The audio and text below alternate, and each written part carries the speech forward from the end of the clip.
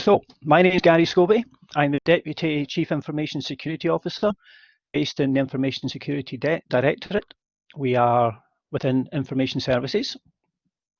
And those are my contact details there. So should you ever want to ask me any questions about information security, then that's my email address, and the team mailbox information security at ED is manned throughout the day. So if you have any queries on information security at all, then please get in touch. Agenda today. I intend to look at how cybercrime is portrayed in the movies. I'm going to suggest that cybersecurity does need an image overhaul. And I'm going to ask the question, does this limit the pool of potential candidates looking to work in cybersecurity? So I'm going to come back to that one right at the very end. So I want you to keep that in mind as I go through this session. Cybercrime itself. Well, it's mainly low level, it's unglamorous, it has a high impact on any individuals caught up in crime and the victims of crime, and it does give large profits for criminals. Now this takes many forms. It can be credential theft, sending you emails trying to get you to log into websites to give up your username and password and your personal details. It can be intellectual property theft, research, stealing research data, credit card fraud, sale and access of bank details, swapping out SIMs from mobile phones, stealing people's identities, targeting people on social media, dropping malware, viruses, ransomware on people's computer systems. All of that stuff is going on all the time and makes up what we call cybercrime. But I'm going to ask the question, is the media portrayal of cybercrime at odds with the reality of what we see on a daily basis? If you Google cybercrime or hackers, or use any other search engine that you wish, this is the kind of image that you see. And what can we tell from this image? Well, we see that hackers, cyber criminals, never appear in sunlight. They seem to sit in rooms lit by digital green. They wear hoods. They all seem to wear the same mask. And they are very shadowy figures, and they don't have faces. And their screens are filled with scrolling ones and zeros all the time. And they listen to heavy metal music, apparently. And yet, it wasn't always like this in the movies. Going back to 1983, there was a film called War Games, which I think is the first hacker movie, the first cybercrime movie to be produced. Now, very briefly, in this film, a young hacker gets in trouble with the US military after dialing into their computer systems. He effectively triggers off the countdown to thermonuclear war. Now, the film is dated, it's done in the 80s, but actually the technology that they used was actually fairly accurate. Certainly the characters in the film weren't running around with hoods and dark glasses on and sitting in dark rooms filled with screens of ones and zeros. But the tech itself was actually pretty accurate. Now, the President Reagan at the time asked the obvious question, could this happen? Could this happen to the US military? And the story goes, the answer was, actually, yes, it could. And it is said that the US Computer Fraud and Abuse Act of 1984 came out as a direct result of this film going out to the public. The way the young hacker broke into the military computer using a technique called war dialing was fairly accurate for the time. So it was a good treatment. It was a bit of fantasy, a bit of fun, but overall it was a very, very good portrayal of computer crime at the time. 1992, we saw a film called Sneakers. This is about a group of security experts who are blackmailed by government agents into stealing an advanced decryption device. And it's all about the relationship between the FBI, the CIA, and the NSA within America. All about government surveillance and a bit of criminality going on in between. It's a great film. It could be viewed as more relevant now than ever. But again, the computer hackers in this film were not sitting there in darkened rooms with their hoods up and their glasses on inside and typing away at keyboards and muttering to themselves. It was a general, very, very good treatment of cybercrime and technology within Hollywood.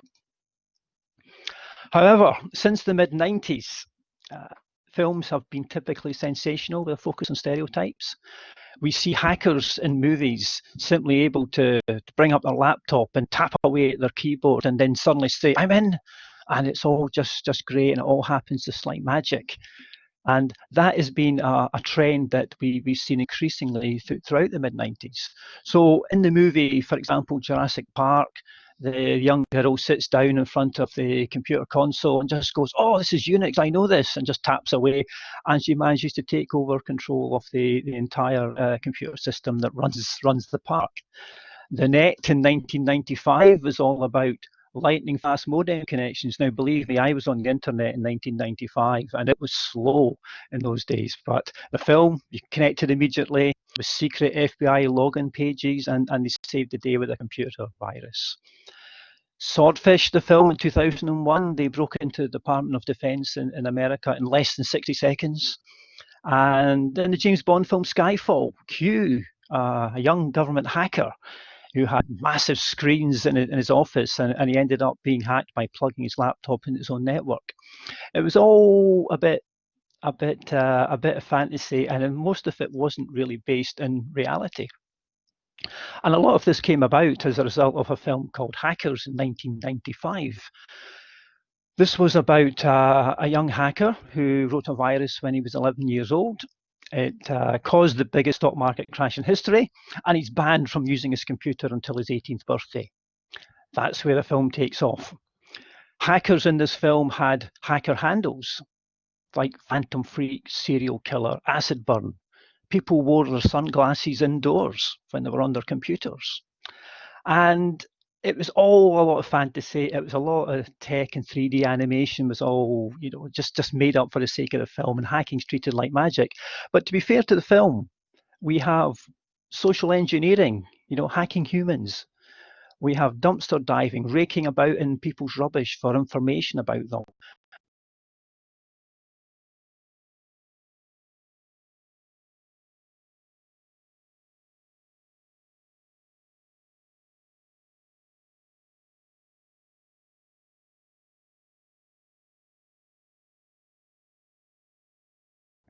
Okay, apologies for that. My microphone seemed to jump onto mute there for a second.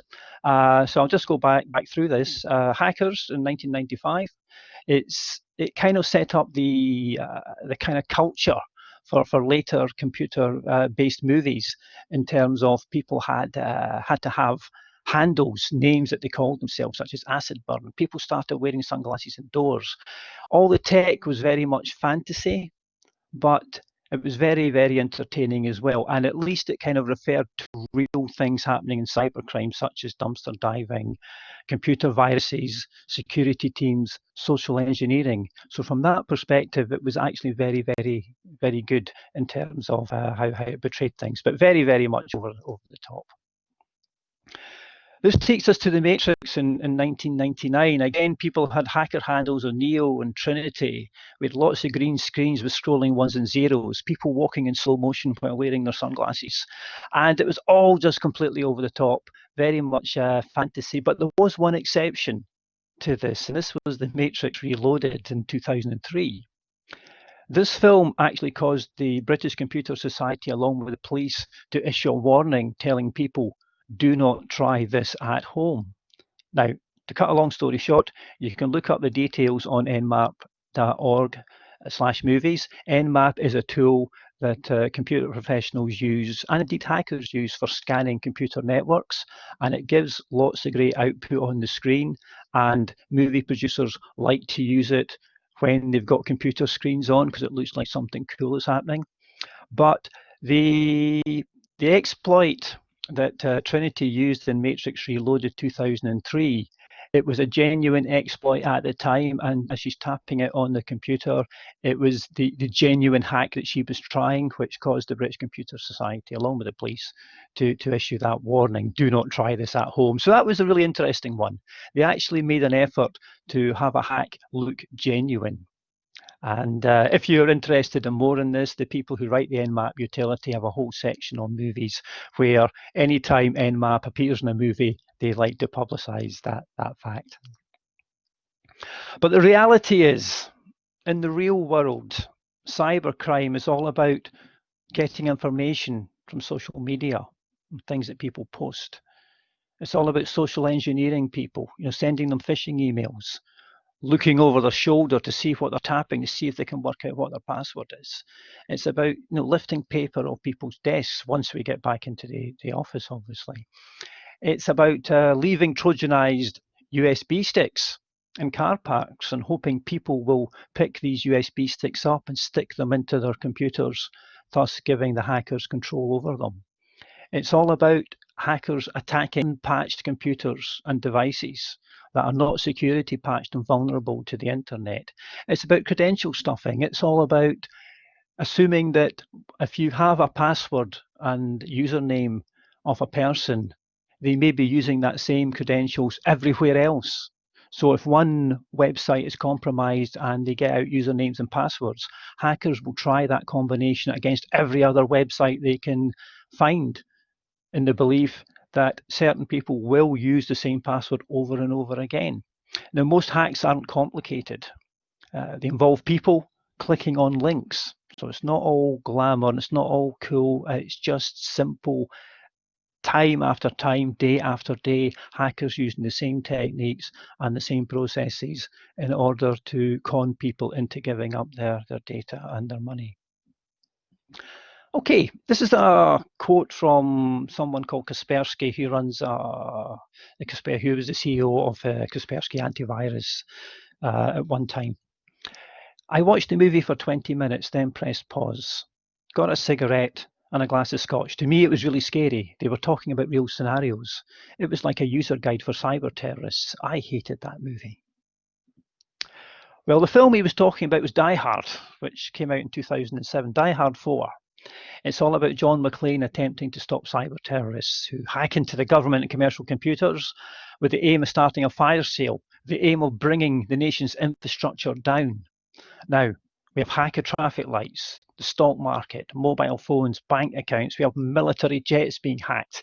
We have the lot, and it's very much over the top, hugely entertaining, but the important thing is the relevance to today's Internet of Things, IoT, smart cities, connecting everything to everything else is worth considering.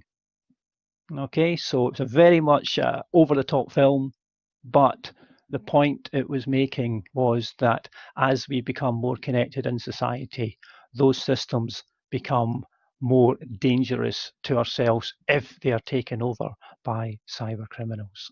So it's well worth a watch. 2010 Black Hat.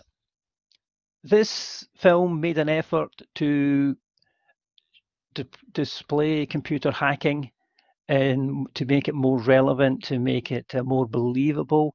And in some cases they did, and in some cases they didn't. Some of the plot holes where they managed to phish an NSA agent with an email with an attachment which was called policy and changing your password was a bit unbelievable. Our hacker thinks that using Tor to anonymize his identity is hard to set up in the film, yet he didn't think to go onto YouTube and just watch the 10-minute video on how to do it. So it's a good effort, but at the same time, it's a good film, but it still portrays hacking as a dark art. But that takes me almost up to date with Ocean's 8. And this film really does highlight the importance of being cybersecurity aware. It demonstrates in one scene Rihanna. She carries out a phishing attack on the CEO of a company. She finds out from Facebook that he's got an interest in dogs and dog shows. So she sends him an email with a link that takes him to a website. This is what we call a watering hole, which has more pictures of his favorite dogs.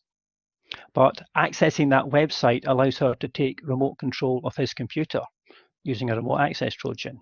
Then we see her doing privilege escalation to take control of the security cameras within the organization that they're attacking. This is known as spear phishing, and it's an attack tailored to a specific individual.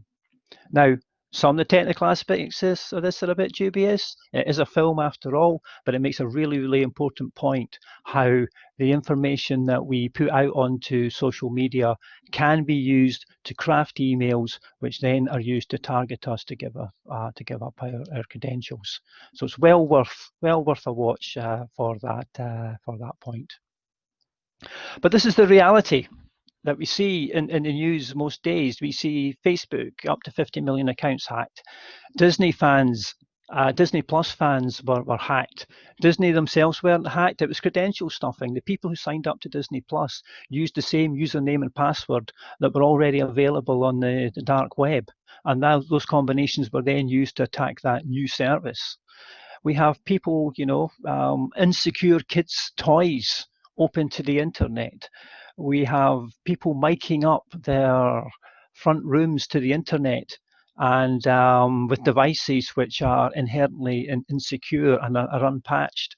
We have cybercrime victims losing up to £100,000 a day. This is the kind of reality of cybercrime, which is kind of far removed from the way that Hollywood has portrayed it over the years. So today, I would argue that we need to lose the hoodies and the masks and the hackers sitting in darkened rooms with sunglasses on. That is not the reality of cybercrime and computer hackers. If you ever look at documentary evidence about computer gangs that have been caught by the authorities, you'll see that they're anything but sitting in those sort of environments doing that type of work. I think we need to adopt new imagery that encourages people to engage with security awareness. I think we need to consider the language in job adverts as well, how we actually portray information security to encourage people to be aware of the message and the kind of things that we're trying to tell people to make them more secure. I would encourage you to sign up for further security awareness sessions. We run these sessions throughout the year through the Digital Skills Programme. We do talks on, I do a talk on ransomware, for example, which is the most prevalent form of malware in the world today. I talk about mobile phone security, where I ask everybody during that talk who has got antivirus software installed on their mobile phone, and it's surprising how many people will run antivirus software on their laptops but haven't considered about their mobile phone. So we do stuff on mobile phones. We do stuff on phishing and social engineering and a range of topics within the information security sphere. So I do encourage you to sign up for that. And I would like to encourage people from all backgrounds and disciplines to consider a career in cybersecurity. We are finding that more people are coming in from different backgrounds, that you do not have to have had a degree in computer science in order to be involved in information security as a career after you graduate. So I know it's early days for all of you in terms of starting out your journey through higher education. But it is something that we are looking to encourage people to think about. And that, I believe, is all I have for you. So thank you very much for listening.